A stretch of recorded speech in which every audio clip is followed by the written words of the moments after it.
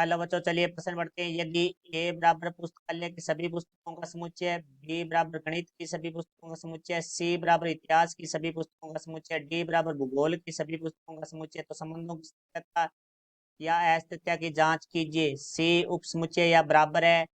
ए मुख्य अवधारणा, तो हमारा जो प्रश्न है वो समुच्चय से संबंधित है, जिसके अंदर हमारे पास यदि दो समुच्चय, एक समुच्चय एक्स है और एक समुच्चय हमारे पास है वाई है, तो यदि एक्स समुच्चय के सभी अवयव हमारे वाई समुच्चय में विद्यमान है, तो हमारा जो एक्स समुच्चय है वो वाई का उप समुच्चय कहलाता है। जो ये प्रतीक है वो हमारा उप समुच्चय होता है।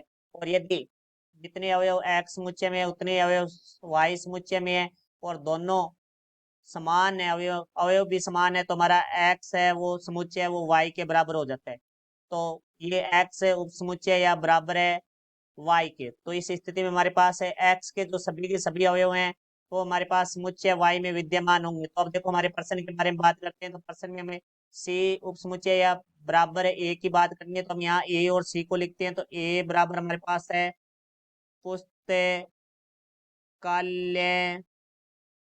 की सभी पुस्तकों का समुच्चय। और अब हम बात करते हैं समुच्चय सी के लिए। जो सी समुच्चय होगा वो है इतिहास